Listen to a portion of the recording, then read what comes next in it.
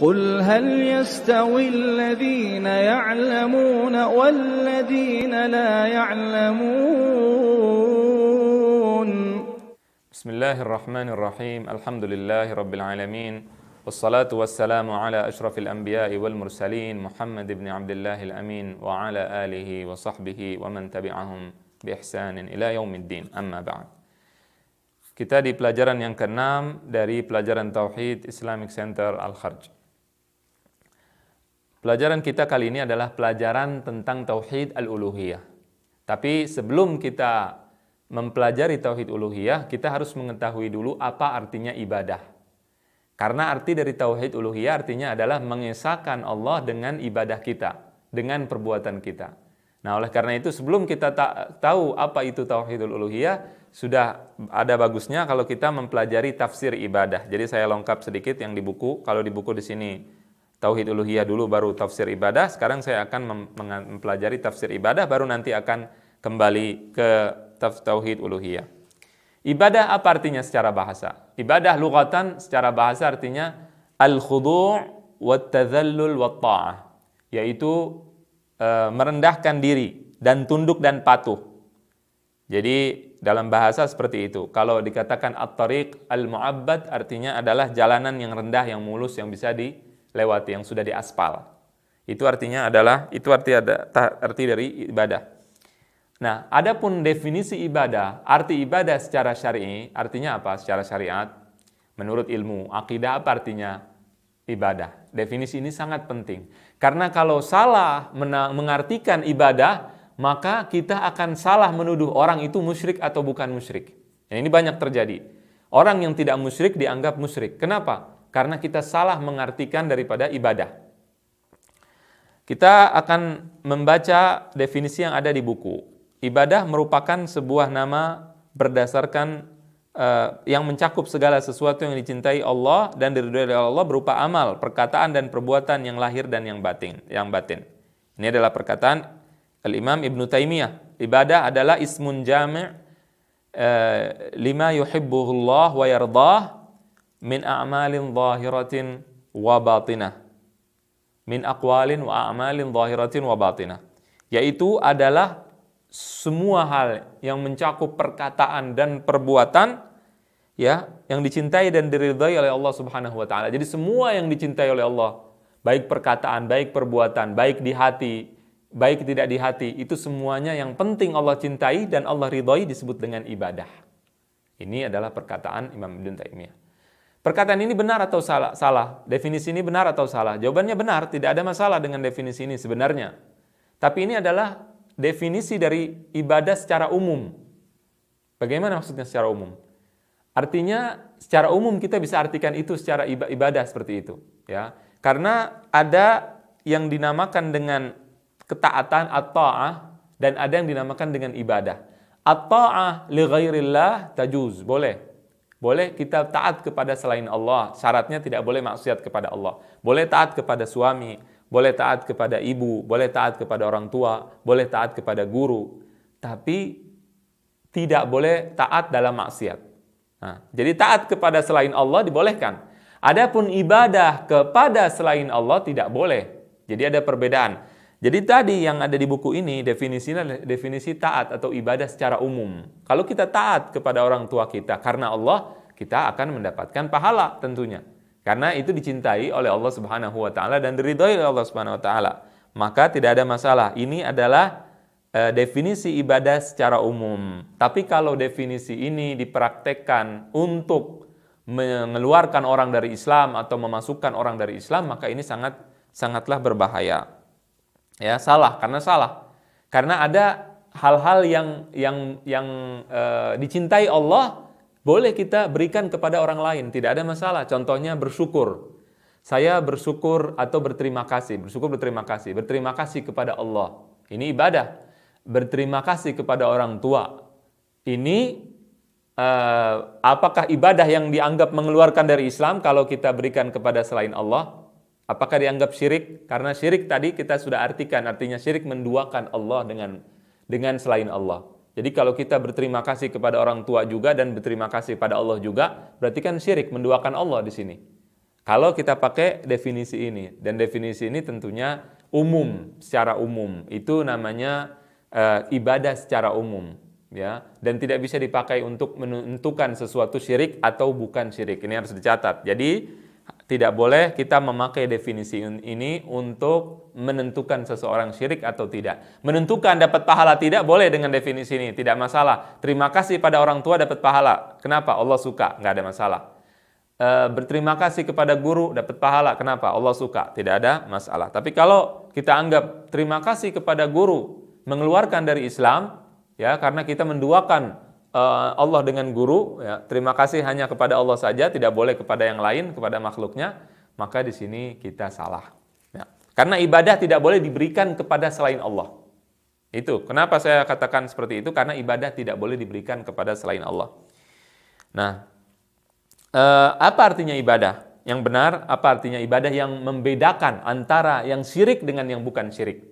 Harus dibedakan, ada sesuatu yang haram. Haram itu apa? Misalkan orang minuman keras, makan riba, berzina, haram, tapi tidak syirik karena tidak menduakan Allah. Tidak menduakan Allah. Nah, bagaimana membedakan yang haram dengan yang syirik? Nah, di sini dikatakan ada sujud, ada misalkan ada berharap, ada ketakutan. Di sini dikatakan di sini bahwa ini adalah ibadah, tidak boleh diberikan kepada selain Allah. Apakah benar kalau kita takut kepada misalkan kepada ular, berarti kita syirik? Tidak boleh diberikan kepada selain Allah. Kan definisinya begitu. Nah, ini tidak benar. Jadi bagaimana cara membedakan yang syirik dengan bukan syirik? Ibadah yang mengeluarkan seseorang dari Islam, ibadah yang membedakan syirik dengan bukan syirik, definisinya artinya adalah al-khudu' wa tadhallul bi'tiqadi syai'in min khawasir rububiyah fil makhdu'i lah. Yaitu merendahkan diri dan tunduk dan patuh dengan meyakini sesuatu, dengan meyakini hal-hal rububiyah, meyakini rububiyah. Tadi kemarin sudah dipelajari tentang rububiyah, yaitu meyakini sifat-sifat ketuhanan di dalam dalam sesuatu yang kita patuhi tadi. Jadi kalau kita patuh kepada manusia, kepada patung, kepada makhluk manapun juga, dengan meyakini bahwasannya orang tersebut memiliki sifat ketuhanan, maka di sini mengeluarkan dari Islam, dan ini kita menduakan Allah Subhanahu wa taala. Wa'tiqadil ilahiyah fil makhdu'i lah. Ya, kita meyakini ketuhanan atau orang tersebut atau sesuatu tersebut memiliki sifat, salah satu sifat ketuhanan, salah satu sifat rububiyah, sifat ketuhanan. Misalkan dia bisa menurunkan hujan tanpa izin Allah, ada tanpa izin Allahnya. Dia bisa memberikan harta rezeki tanpa izin Allah. Jadi sama dengan Allah, maka di sini disebut dengan syirik. Kemudian juga dengan niat ta'abbud wa niyatut ta'abbud. Wa niyatut ta'abbud, yaitu kita niat ibadah kepada sesuatu tersebut. Ini disebut dengan definisi ibadah yang mengeluarkan seseorang dari Islam, yang membedakan Islam dengan kafir, yang membedakan Islam dengan syirik. Jadi al-khudu' wa tadhallul bi'tiqadi syai'in min khawasir rububiyyah fil makhdu'i lah wa i'tiqadil ilahiyah fil makhdu'i lah wa niyatit ta'abbud. Jadi ada 3 itu yang bisa mengeluarkan dari Islam, yaitu kita tunduk dan patuh kepada sesuatu dengan menganggap bahwa ia memiliki sifat ketuhanan atau dia adalah Tuhan, atau kita niat ibadah pada saat kita tunduk dan patuh kepada sesuatu tersebut. Ini baru disebut dengan syirik. Nah, sekarang kita akan baca yang dicontohkan di dalam buku tentang bentuk-bentuk ibadah yang katanya kalau diberikan kepada selain Allah berarti pelakunya beribadah kepada selain Allah, berarti pelakunya musyrik. Nah, ini kita lihat ya. Pertama, sholat. Nah, sholat, tawaf, haji, puasa, nazar, itikaf, menyembelih kurban, sujud, ruku, takut, harap-harap cemas, dan sebagainya. Apakah benar bahwa perbuatan-perbuatan tersebut jika diberikan kepada selain Allah berarti pelakunya langsung musyrik atau tidak? Kita lihat, ada ibadah khusus memang yang tidak bisa diberikan kepada makhluk manapun juga. Kalau ibadahnya khusus, tidak bisa diberikan kepada makhluk manapun juga, maka di sini tentunya itu mengeluarkan seorang dari Islam ketika kita berikan kepada makhluk yang lain. Namun ada ibadah-ibadah lain yang mereka di zahirnya, di dalam bentuknya itu seperti ibadah kepada Allah, tapi dia bisa diberikan kepada selain Allah Subhanahu wa taala, ya. Contoh misalkan seseorang menyembelih hewan. Menyembelih hewan itu ibadah juga, tapi juga bukan ibadah. Jadi kadang-kadang ibadah, kadang bukan ibadah. Misalkan kita menyembelih hewan karena ada tamu yang baru datang dari jauh, kita menyembelih hewan untuk dia, untuk tamu kita. Apakah itu syirik? Tidak syirik. Ya. Kemudian juga orang yang berpuasa, puasa karena sakit, bukan karena ibadah. Itu juga tidak syirik. Ya, jadi di sini contoh-contoh ini harus kita kritisi. Tidak semuanya benar contoh-contoh yang ada di buku. Ya, ketika dikatakan menyembelih hewan tergantung niatnya. Jadi kalau memenuhi 3 unsur tadi, menganggap bahwa yang kita sembelih untuknya itu memiliki sifat ketuhanan atau dia adalah Tuhan atau kita niat ibadah kepadanya, baru kita syirik. Kalau tidak. Jadi kalau ada tamu datang ke rumah kita sembelih hewan untuknya, tidak ada masalah dan bukan syirik. Ya, begitu juga sujud. Nah, ini penting untuk dimengerti. Sujud kepada selain Allah Subhanahu wa taala. Sujud kepada selain Allah Subhanahu wa taala itu dibolehkan pada zaman Nabi Adam, dibolehkan pada zaman Nabi Yusuf. Nabi Adam, wa idz qala rabbuka lil malaikati isjudu li adama fasajadu illa iblis aba wastakbara wa kana minal kafirin. Allah menyuruh malaikat dan juga iblis untuk sujud kepada Nabi Adam. Namun iblis tidak patuh dan malaikat patuh. Apakah kita katakan bahwasannya iblis menolak syirik karena tidak mau sujud kepada selain Allah? Tidak jawabannya. Di sini sujud ini bukan yang menentukan seseorang syirik atau tidak syirik. Jadi yang menentukan adalah 3 hal tadi. Niat ibadah kepada Nabi Adam atau bukan? Ya, apakah niat menganggap bahwa Nabi Adam seperti Allah atau tidak? Ataukah menganggap Nabi Adam memiliki salah satu sifat ketuhanan atau tidak? Kalau tidak berarti bukan syirik. Ya, itu adalah sujud penghormatan. Dibolehkan zaman Nabi terdahulu karena termasuk syariat mereka. Jadi syariat berbeda, tauhid tidak berbeda. Syariat berbeda. Nabi kita dengan Nabi Musa berbeda. Kita sholat 5 waktu, Nabi Musa sholat 50 waktu. Berbeda. Ya, syariatnya berbeda. Syariat artinya hukum, aturan. Nah, jadi oleh karena itu, maka sujud sekedar atau sujud saja itu bukan kesyirikan.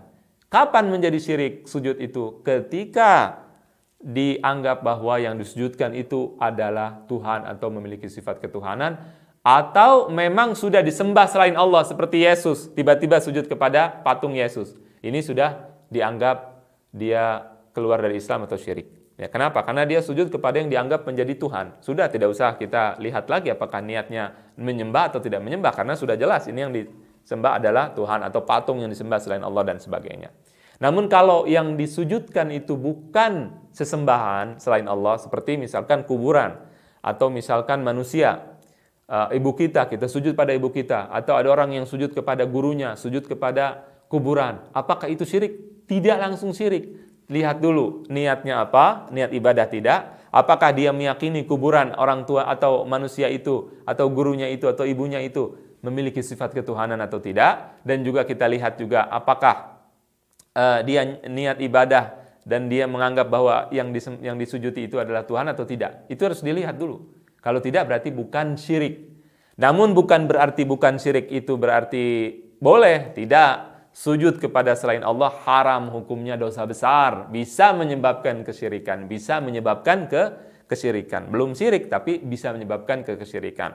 Beda, jadi bedakan antara orang yang atau sesuatu yang disujudkan kepadanya dan dia adalah sesembahan selain Allah seperti Yesus, Buddha, patung-patung dan sebagainya, dengan memang yang bukan disembah selain Allah seperti guru, seperti ibu kita, seperti manusia biasa. Kalau dia tidak dianggap Tuhan, kita sujud, haram hukumnya, dosa besar, namun tidak syirik. Karena beda antara syirik dengan dosa besar. Orang syirik ketika meninggal tidak boleh disolatkan, ya, dan tidak dikuburkan di perkuburan orang Islam, tidak boleh dinikahi, tidak boleh dimakan sembelihannya. Adapun orang Muslim, maka dia Muslim namun dia memiliki dosa. Itu saja. Jadi bedanya kita boleh sholat di belakang orang tersebut, kita boleh melakukan ibadah dengannya, boleh kita nikah dengannya, boleh makan sembelihannya dan seterusnya. Jadi ini adalah perbedaan.